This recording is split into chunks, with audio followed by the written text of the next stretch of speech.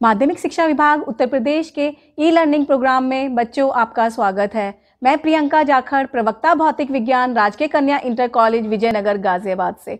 बच्चों आज कक्षा 11 विषय भौतिक विज्ञान के अध्याय 4 एक समतल में गति के भाग 2 में भाग 1 में कुछ गृह कार्य दिया था, वो इस प्रकार है। प्रश्न 1, विस्थापन व दूरी में कौन सदिश राशि है?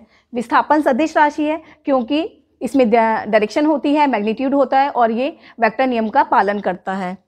प्रश्न नंबर 2, बल तथा बल आघूर्ण में कौन सदिश राशि है? दोनों सदिश राशि हैं। प्रश्न नंबर 3, ध्रुवीय सदिश के 2 उदाहरण दीजिए। बल तथा विस्थापन ध्रुवीय सदिश के 2 उदाहरण हैं। प्रश्न नंबर 4, परस्पर लंबवत 2 सदिश ए व बी के आंकिक मान क्रमशः 3 व 4 मात्रक हैं, इनके परिणामी का आंकिक मान ज्ञात कीजिए। हमें क्या निकालना है? रिजल्टेंट फाइंड करना है। तो फॉर्मूला हम क्या यूज करते हैं? R square equal to A square plus B square plus 2ab cos theta. बच्चों गिवन हमें क्या क्या है? थीटा हमें दिया हुआ है, लंबवत का मतलब 90 डिग्री हमें दिया है, ए की वैल्यू हमारे पास है, बी की वैल्यू हमारे पास है। जैसे आप वैल्यू पुट करेंगे तो हमें क्या मिल जाता है? आर इक्वल टू 5 मिल जाता है, क्योंकि कॉस 90 इक्वल टू क्या होता है? 0 होता है। प्रश्न नंबर 5, 2 सदिशों के बीच अधिकतम संभव कोण का मान क्या होता है? दो सदिश के बीच में जो हमने पढ़ा था भाग 1 में कि न्यूनतम कोण कितना होता है? वो 0 डिग्री होता है और अधिकतम कोण कितना होता है? 180 डिग्री होता है। तो हमसे यहाँ पूछा क्या गया है? अधिकतम कोण। तो अधिकतम कोण कितना होगा? 180 डिग्री होगा। बच्चों भाग 2 में जो पॉइंट्स आज हम कवर करने वाले हैं वो कौन कौन से हैं? सदिशों का जोड़, उसमें हम 2 विधियों को देखेंगे, बहुभुज विधि, समांतर चतुर्भुज विधि। किसी वेक्टर की स्केलर से गुणा तथा भाग, 2 वेक्टर का घटाना, सदिशों का वियोजन, सदिशों के वियोजन के अनुप्रयोग, सापेक्ष वेग। वेक्टर के योग की बहुभुज विधि, हम यहाँ बहुभुज विधि को देखने वाले हैं। बच्चों भाग 1 में हमने त्रिभुज विधि को देखा था। त्रिभुज विधि के से जो हम करते हैं 2 सदिशों को जोड़ा जाता है। अगर हमें 2 से अधिक सदिशों को जोड़ना है तो हम बहुभुज विधि का प्रयोग करते हैं। जैसे हम अगर एग्जाम्पल देखें, हमारे पास 4 वेक्टर हैं, 4 सदिश दिए गए हैं ए बी सी डी, तो हमें इनको जोड़ना है तो हम कौन सी विधि का प्रयोग करेंगे? हम बहुभुज विधि का प्रयोग करेंगे। सबसे पहले वेक्टर ए को ड्रॉ करते हैं, दी गई डायरेक्शन और मैग्नीट्यूड के साथ हम इसको खींच लेते हैं। वेक्टर ए के शीर्ष से हेड से वेक्टर बी को ड्रॉ करते हैं और वेक्टर बी के हेड से वेक्टर सी को ड्रॉ करते हैं, वेक्टर सी के हेड से वेक्टर डी को ड्रॉ करते हैं। ये जो ओपनिंग एंड रह जाता है इसे एक वेक्टर ड्रॉ करते हैं। कैसे इसको क्लोज करते हैं? जो सबसे पहले वेक्टर है उसके टेल से लास्ट वाले वेक्टर के हेड से मिला देते हैं, जिसको हम रिजल्टेंट वेक्टर कहते हैं। बच्चों ये कैसे निकाला गया है, कैसे मिलेगा, आर की वैल्यू कैसे निकालेंगे? क्या होगा? वेक्टर ए और बी का पहले रिजल्टेंट फाइंड कर लेते हैं, वो हमें क्या मिल जाता है? वेक्टर ई मिल जाता है। वेक्टर ई और सी का रिजल्टेंट फाइंड कर लेते हैं तो हमें क्या मिल जाता है? वेक्टर एफ मिल जाता है। वेक्टर एफ और डी का रिजल्टेंट फाइंड कर लेते हैं तो हमें क्या मिल जाता है? वेक्टर आर मिल जाता है। आप कैसे लिखेंगे? Vector R equal to vector A plus vector B plus vector C plus vector D. आप यहाँ एक चीज देख पा रहे होंगे इस फिगर में, क्या मिल रहा है? हमें 5 वेक्टर मिल रहे हैं। दिए कितने गए थे? 4 वेक्टर। जो एक वेक्टर एक्स्ट्रा आया है वो किसकी वजह से आया? रिजल्टेंट की वजह से आया। इन चारों को जोड़ने की वजह से आया है। बच्चों समांतर चतुर्भुज विधि, समांतर चतुर्भुज विधि जैसे कि आपको नाम से समझ में आ रहा होगा, इसमें हम कुछ समांतर चतुर्भुज के बारे में देखेंगे। होता क्या है? यदि किसी कण पर किसी क्षण कार्यरत 2 सदिश परिमाण व दिशा में किसी समांतर चतुर्भुज की 2 संलग्न भुजाओं द्वारा निरूपित होते हैं तो उनका परिणामी दिशा तथा परिमाण में उसी समांतर चतुर्भुज के उस विकर्ण द्वारा निरूपित होगा जो उक्त सदिशों के प्रतिच्छेद बिंदु से गुजरता है। प्रतिच्छेद बिंदु होता है बच्चों इंटरसेक्शन पॉइंट। जैसे अगर हम वेक्टर मान लेते हैं, हमें 2 वेक्टर दिए गए हैं, वेक्टर ए और वेक्टर बी, इसको हमें किस विधि के द्वारा जोड़ना है? समांतर चतुर्भुज विधि के द्वारा हम इसको जोड़ना चाहते हैं। तो हम कैसे जोड़ेंगे? वेक्टर ए को हम दी गई दिशा में और दिए गए मैग्नीट्यूड के साथ खींच लेते हैं। वेक्टर ए के टेल से वेक्टर बी को ड्रॉ करते हैं। इनके बीच में जो एंगल है वो कितना है? थीटा एंगल है। बच्चों जो रिजल्टेंट होगा वो इन दोनों वेक्टर के जो इंटरसेक्शन पॉइंट होगा वो वहां से होकर गुजरता है। ये जो यहाँ इसके इंटरसेक्शन पॉइंट से जो होकर गुजरेगा वो क्या कहलाएगा? इनका दोनों वेक्टर का योग कहलाता है, रिजल्टेंट कहलाता है। अब क्या होगा? हमें करना क्या है? समांतर चतुर्भुज। तो इस वाले फिगर को हम किसमें चेंज कर लेते हैं? समांतर चतुर्भुज में चेंज कर लेते हैं, बना लेते हैं। कैसे बनाएंगे? इस वेक्टर के समान एक वेक्टर खींच लेते हैं, इस वेक्टर के पैरेलल भी एक वेक्टर खींच लेते हैं, तो हमारे पास क्या मिल जाता है? समांतर चतुर्भुज मिल जाता है। बच्चों आपको एक यहाँ पर ट्राइंगल आप देख पा रहे होंगे, ओ पी और क्यू, ये आपको एक ट्राइंगल है, जैसे कि हमने त्रिभुज विधि में भी देखा था। इसको त्रिभुज विधि के द्वारा हम इस आर का अगर मैग्नीट्यूड निकालना है तो त्रिभुज विधि को यूज करके हम इसका मैग्नीट्यूड और डायरेक्शन दोनों निकाल सकते हैं। कैसे? पहले हम वेक्टर ए को बढ़ाते हैं, बढ़ाया, आगे बढ़ाते हैं तो कहां तक ले जाते हैं? एन तक ड्रॉ किया, और इस एन पर क्यू से एक परपेंडिकुलर ड्रॉ कर देते हैं, तो हमें क्या मिल जाता है? ओ एन क्यू, एक हमें समकोण त्रिभुज मिल जाता है, जैसा कि हमने त्रिभुज विधि में किया था। उसकी हेल्प से हम क्या निकाल लेते हैं? रिजल्टेंट फाइंड कर लेते हैं। तो फॉर्मूला में क्या मिला था? R square equal to A square plus B square plus 2ab cos theta हमें मिल जाता है। बच्चों अगर आपको डायरेक्शन देखनी है, ये तो था मैग्नीट्यूड, आपको यहां से मैग्नीट्यूड मिलेगा। अगर आपको रिजल्टेंट वेक्टर की डायरेक्शन देखनी है तो आप क्या करेंगे? tan फाई, जो फाई है बच्चों वो रिजल्टेंट वेक्टर और किसी एक जो हमारा आर है और कोई एक वेक्टर, दिए गए वेक्टर के साथ जो एंगल होगा उसको वो एंगल होता है tan फाई। कैसे लिखते हैं? y component over x component. हम करेंगे तो हमें क्या मिलेगा? b sine theta over a plus B cos theta हमें मिल जाता है। बच्चों इसके साथ कुछ कंडीशंस हैं। सबसे पहली कंडीशन क्या है? जब दोनों सदिश एक ही दिशा में हैं, अगर दिए गए सदिश हमारे दोनों एक ही दिशा में होंगे तो एंगल कितना होता है? एंगल हमारा थीटा इक्वल टू 0 मिलेगा। तो हम जब यहाँ पर 0 रखेंगे तो ये वाली टर्म, हम मैग्नीट्यूड हमें फाइंड करना है तो हम ये वाला फॉर्मूला यूज करते हैं। तो इसमें जब हम 0 रखते हैं तो हमें ये टर्म क्या मिल जाती है? 2, यहाँ पर ये वाला theta equal to cos theta, cos 0 की वैल्यू 1 होती है, तो हमें क्या मिल जाता है इसको सॉल्व करके? r equal to a plus B हमें मिल जाता है। अगर हमें जो रिजल्टेंट है उसकी डायरेक्शन देखनी है तो हम क्या करते हैं? ये वाला फॉर्मूला यूज करते हैं। थीटा इक्वल टू आप 0 रखोगे तो आपको 0 मिलेगा। क्यों मिलेगा? क्योंकि साइन थीटा की वैल्यू क्या हो जाती है? 0 हो जाती है, क्योंकि साइन 0 0।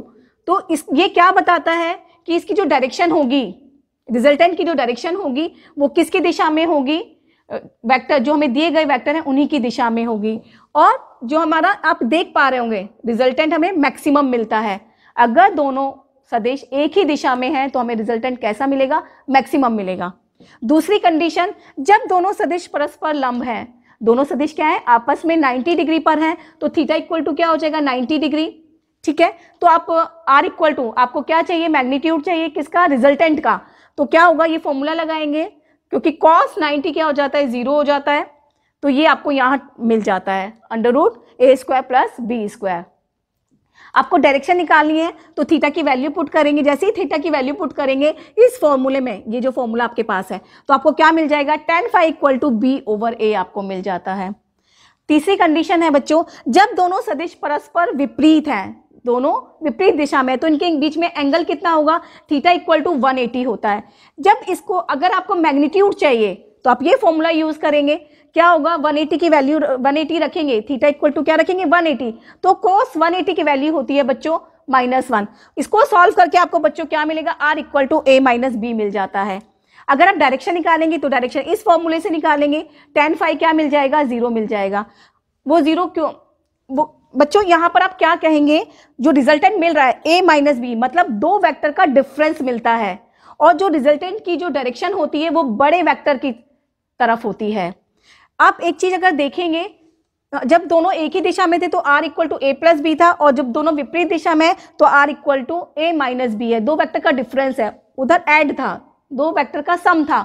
तो जब दोनों सदिश एक ही दिशा में होंगे तो हमें मैक्सिमम रिजल्टेंट मिलेगा, जब दोनों वेक्टर विपरीत दिशा में होंगे तो हमें मिनिमम रिजल्टेंट मिलता है।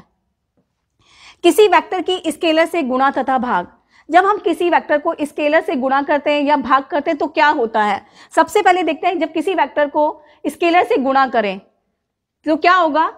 एक वेक्टर की एक स्केलर से गुणा करने पर एक वेक्टर ही मिलता है, एक वेक्टर ही प्राप्त होता है, जिसका परिमाण वेक्टर व स्केलर के परिमाणों के गुणनफल के बराबर होता है।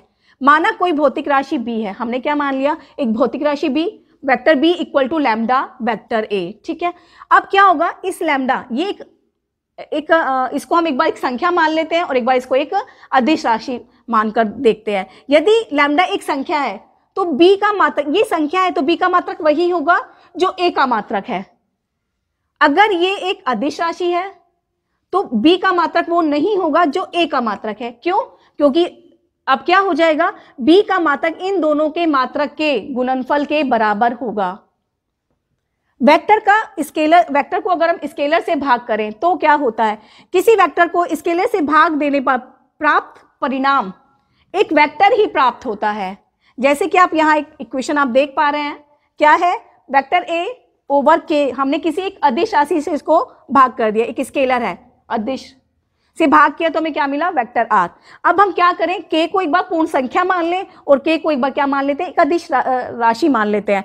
तो क्या होगा, जब हमने एक संख्या माना तो क्या हुआ बच्चों, इसका मात्रक वही हुआ जो ए का मात्रक है।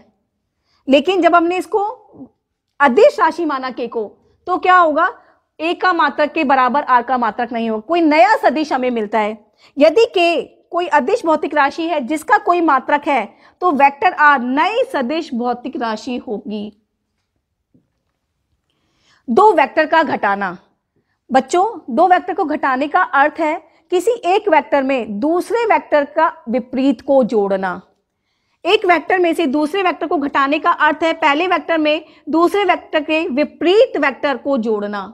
जैसे हमारे पास दो वेक्टर हैं, वेक्टर ए और वेक्टर बी, हम घटाना चाहते हैं तो घटाने का मतलब क्या होगा, vector A plus vector B का माइनस वेक्टर बी हम जोड़ेंगे तो हमें क्या मिलेगा, vector A minus vector B, vector A minus vector B. इसको आप अगर डायग्राम के थ्रू देखेंगे तो क्या होगा, सबसे पहले वेक्टर ए ड्रॉ किया, वेक्टर ए के शीर्ष से वेक्टर बी ड्रॉ किया और हमें चाहिए क्या, बी का अपोजिट, तो बी के विपरीत एक वेक्टर ड्रॉ करते हैं, तो ड्रॉ किया माइनस बी हो गया। इन दोनों का रिजल्टेंट निकालेंगे, कैसे निकालेंगे, रिजल्टेंट कैसे ड्रॉ करते हैं, पहले वेक्टर की टेल से दूसरे वेक्टर के हेड तक एक एरो ड्रॉ करते, एक वेक्टर ड्रॉ करते, तो हमें क्या मिल जाता है, वेक्टर आर। क्या होगा resultant, vector R equal to vector A minus vector B.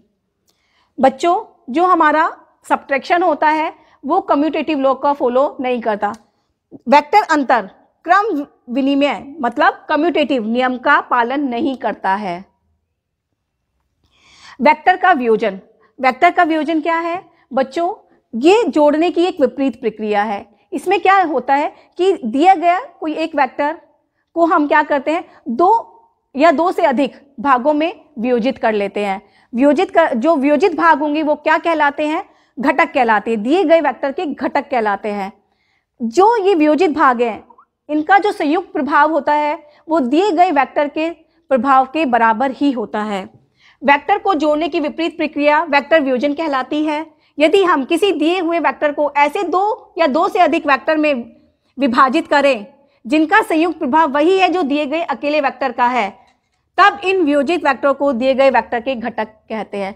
मतलब ये जो वियोजित भाग हैं इनको हम क्या कहते हैं, घटक कहते हैं, क्योंकि इनका जो संयुक्त प्रभाव है वो दिए गए वेक्टर के प्रभाव के इक्वल होता है।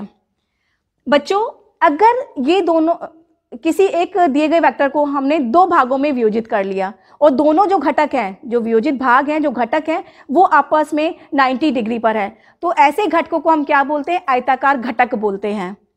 और किसी आयताकार घटकों के द्वारा हम वेक्टर का वियोजन देखते हैं। सबसे पहले हमने क्या किया, एक वेक्टर एक्स वाई प्लेन लिया हमने, एक्स प्लेन जिसकी डायरेक्शन हम किसे दिखाते हैं, आई कैप से शो करते हैं, वाई प्लेन को हम किसे इसकी जो डायरेक्शन हम दिखाएंगे जे कैप से शो करते हैं। हमने क्या किया, ओ से एक वेक्टर वी को ड्रॉ किया जिसका एंगल जो एक्स के साथ कितना कोण बना रहा है, थीटा कोण बना रहा है। ये वेक्टर दो भागों में वियोजित करेंगे, वी एक्स और V Y, vector V X और वेक्टर वी वाई। जो वेक्टर वी एक्स होगा वो एक्स डायरेक्शन में होगा और जो वेक्टर वी वाई होगा वो वाई डायरेक्शन में होगा। बच्चों इस वेक्टर के पैरेलल हम एक वेक्टर ड्रॉ कर लेते हैं, क्यों, क्योंकि पैरेलली आप एक वेक्टर को कहीं पर भी मूव करा सकते हैं तो उसमें कोई डिफरेंस नहीं आता है। तो हमने पैरेलली एक ड्रॉ कर लिया तो क्या हो गया, ये वी वाई हो जाता है। ठीक है, तो अब हम इसको करेंगे कैसे, जोड़ेंगे कैसे। अगर आप देखेंगे ओ ए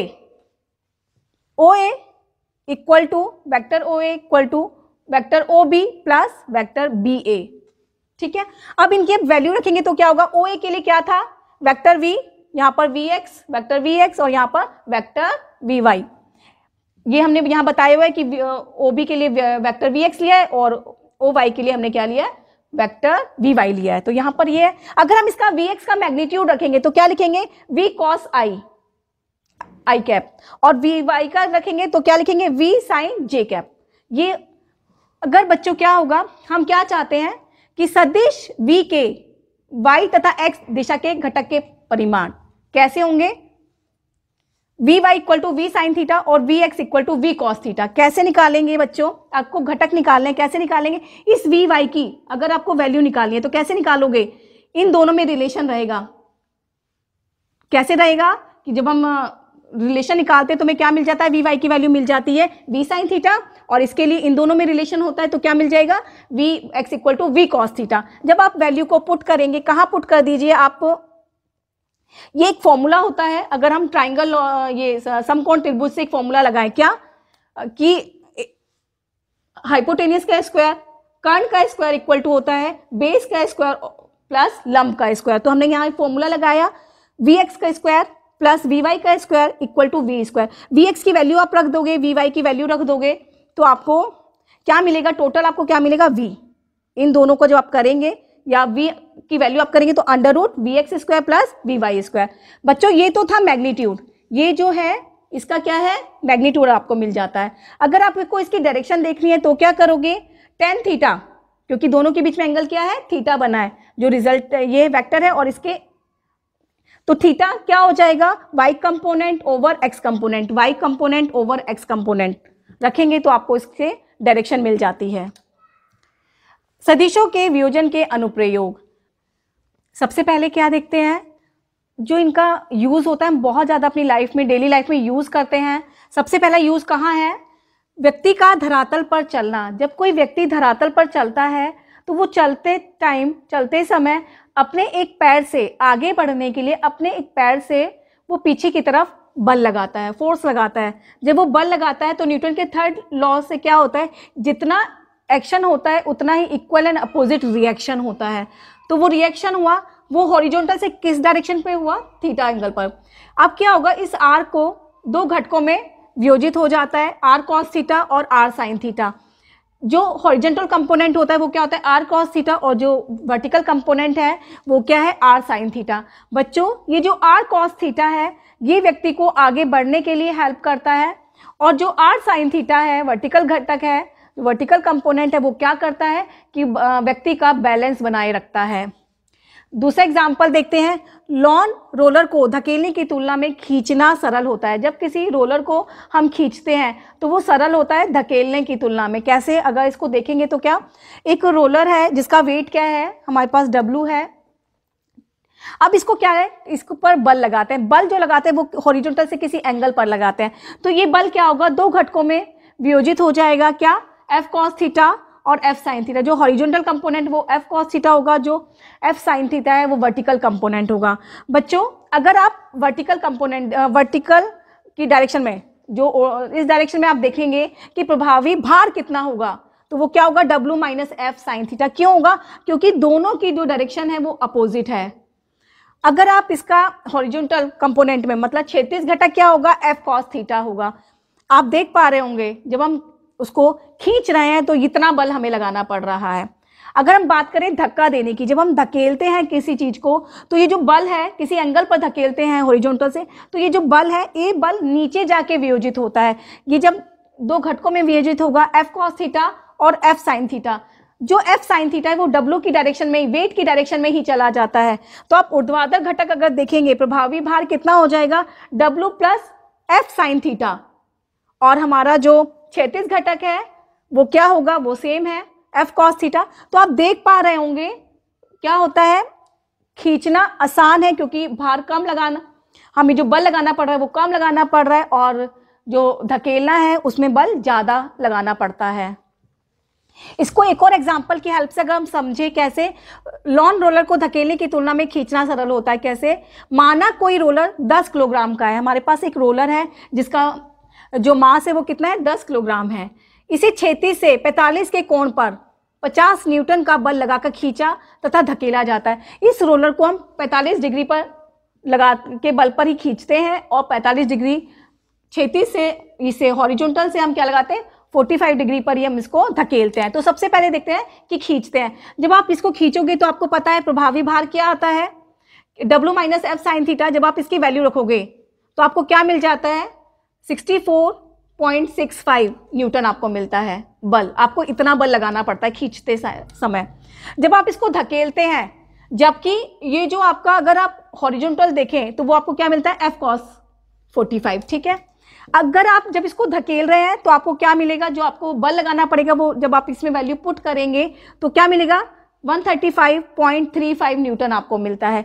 तो आप देख पा रहे होंगे यहाँ बल कम लगाना पड़ रहा है, यहाँ पर बल अधिक लगाना पड़ रहा है, जबकि हॉरिजॉन्टल कंपोनेंट में कोई डिफरेंस नहीं आता है। सापेक्ष वेग, सापेक्ष वेग में बच्चों, सापेक्ष वेग को समझने से पहले हम क्या समझ लें, सापेक्ष को जान लें। सापेक्ष क्या होता है, सापेक्ष को हम इंग्लिश में रिलेटिव भी बोलते हैं।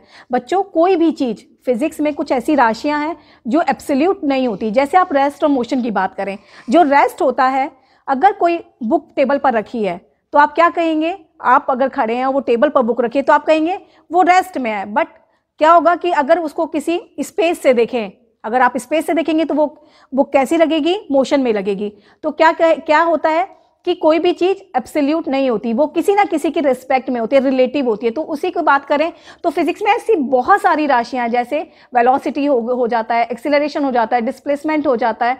तो यहाँ पर हम जो देखने वाले हैं वो क्या देखने वाले हैं, सापेक्ष वेग की बात हम करने वाले हैं। किसी एक वस्तु का दूसरी वस्तु के सापेक्ष वेग पहली वस्तु की दूसरी वस्तु के सापेक्ष स्थिति परिवर्तन की समय दर के बराबर होता है। मतलब क्या होता है सापेक्ष वेग, टाइम के साथ अगर किसी व्यक्ति की किसी दूसरे व्यक्ति के सापेक्ष अगर पोजीशन में चेंज हो रहा है तो वो क्या कहलाता है, सापेक्ष वेग कहलाता है। जैसे अगर आप एग्जांपल ले लें, दो ट्रेन हैं, वो समान वेग से एक ही दिशा में चल रही हैं, तो क्या होगा, वो दोनों आपस में एक दूसरे के सापेक्ष क्या होंगी, रेस्ट में होंगी, ठीक है। क्योंकि इक्वल टाइम में वो इक्वल डिस्टेंस कवर करेंगी, इसीलिए उनको क्या बोलेंगे, सापेक्ष वेग, सापेक्ष होंगे एक दूसरे के सापेक्ष वेग, मतलब वो रेस्ट में होंगी। अगर हम बात करें, इस वाले अगर एनिमेशन को आप देखना चाहोगे, ये व्यक्ति प्लेटफॉर्म पर खड़ा है और ट्रेन गुजर रही है, तो क्या होगा, इस व्यक्ति के सापेक्ष ये ट्रेन कैसी है, मोशन में है। अगर हम बात करें कि इस ट्रेन में कुछ व्यक्ति जो बैठे हुए हैं, उनकी अगर हम बात करें तो ये जो यहाँ पे जो व्यक्ति बैठे हुए हैं, ये सारे आपस में क्या है, रेस्ट में है। क्यों रेस्ट में है, क्योंकि टाइम के साथ इनकी पोजीशन में चेंज नहीं हो रहा है, तो ये कैसे हैं, रेस्ट में। अगर बाहर के कंपैरिजन में कोई व्यक्ति बाहर से इन लोगों को देख रहा होगा तो वो क्या होंगे, ये मोशन में लगते हैं। तो इसीलिए क्या एक वर्ड आता है क्या, सापेक्ष वेग। आपको निकालेंगे कैसे सापेक्ष वेग को, एक फॉर्मूला होता है सापेक्ष वेग को निकालने के लिए।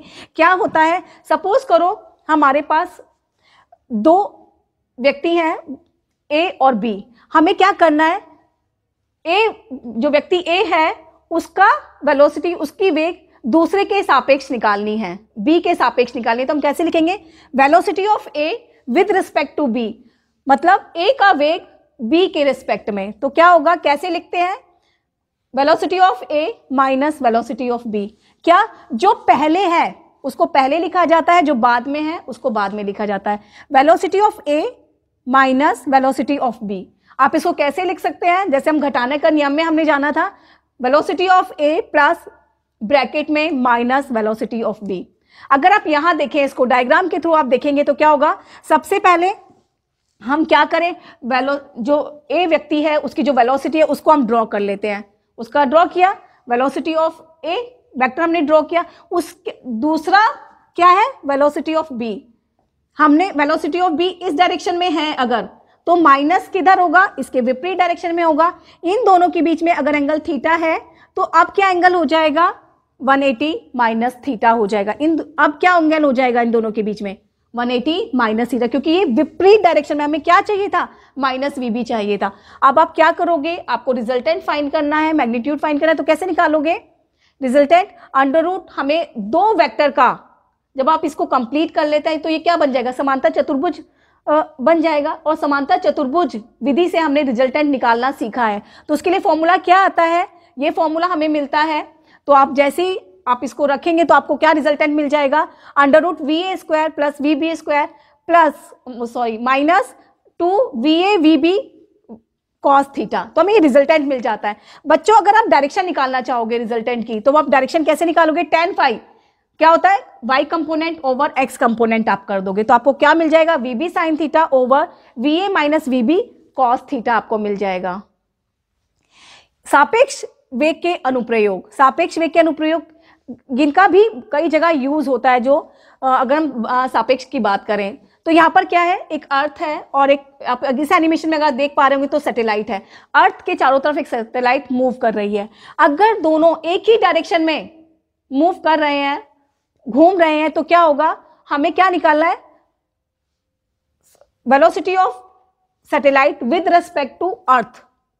तो हम क्या लिखेंगे, हम इसको लिखेंगे velocity of S minus velocity of E, मतलब अर्थ, सैटेलाइट की वेलोसिटी माइनस ये जो अर्थ है उसकी वेलोसिटी कर देते हैं। अगर एक ही डायरेक्शन में मूव कर रही है तो यह माइनस आता है, अगर दोनों ये अपोजिट डायरेक्शन में मूव करेंगी तो यहां पर क्या आ जाता है, प्लस आ जाता है। बस इसके लिखने का तरीका होता है। बच्चों अगर केवल हमने लिखा होता vs, बाकी कुछ नहीं लिखा होता, या हम कहें कि एक कार सड़क पर चल रही है, तो हम क्या कहेंगे, vc हमने लिख दिया, आगे छोड़ दिया, आगे कोई टर्म हमने नहीं लिखी, तो इसका मतलब होता है जो कार है वो ग्राउंड के रिस्पेक्ट में चल रही है, ग्राउंड के रिस्पेक्ट में हम बात कर रहे हैं। या हम कहें कि एक नदी या एक नदी फ्लो कर रही है, बह रही है, तो वो किसके रिस्पेक्ट में हम कह रहे हैं, वो अंडरस्टूड होता है कि वो किसके रिस्पेक्ट में हम बात कर रहे हैं, वो हम ग्राउंड के रिस्पेक्ट में बात कर रहे हैं। अगर यहाँ सेकेंड टर्म ना लिखी जाए तो वो ग्राउंड के रिस्पेक्ट में होता है। बच्चों एक और इसका एग्जाम्पल है, क्या, वर्षा का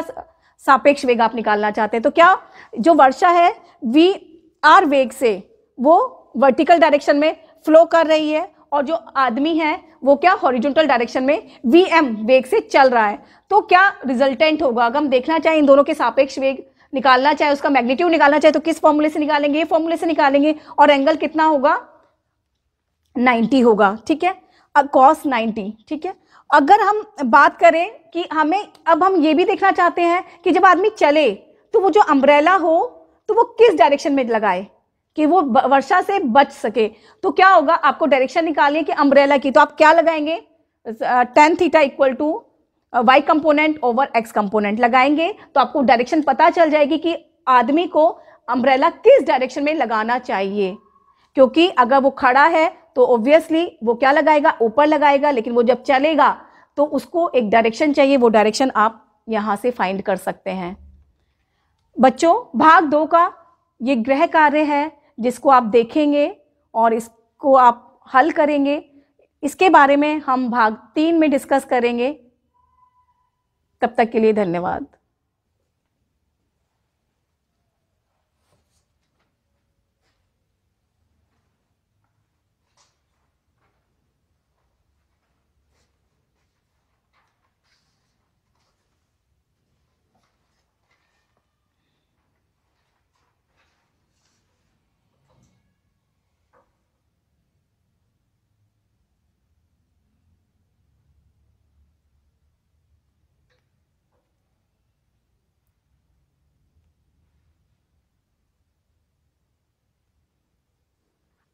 या बोल दूं, हाँ।